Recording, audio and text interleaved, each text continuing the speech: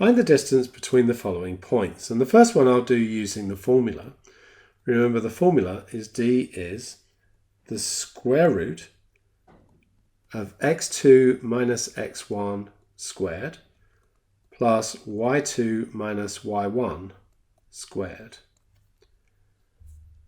Now if I take 7, 5 and 11, 8, and it doesn't matter which way I do it, I'm going to call this one x1, y1, and this one x2 and y2.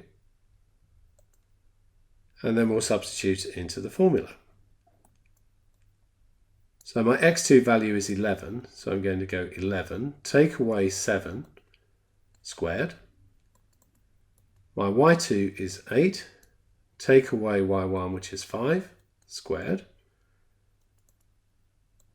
And then we have 11 take away 7 is 4, so that's 4 squared. Add 8 take 5 is 3, plus 3 squared. So that's 16 plus 9, which is 25. So that's the square root of 25, which in this case is just 5. Obviously, if you don't have a perfect square under the square root, you can leave that as an exact answer, or what's more normal is that you'll calculate it and give it to a number of decimal places.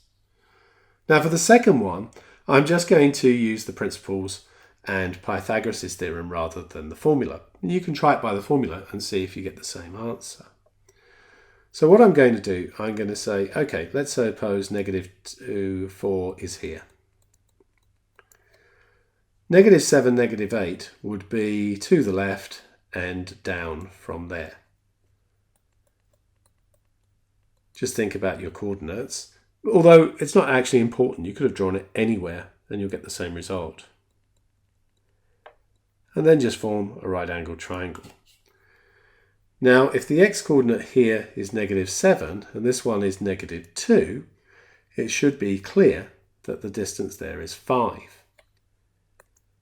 If the y-coordinate here is 4 and here is negative 8, it should be clear that we've gone down 12. And we're trying to find this. And Pythagoras' theorem says that d squared is equal to 5 squared plus 12 squared. And so d squared is 25, add 144. So d squared is 169.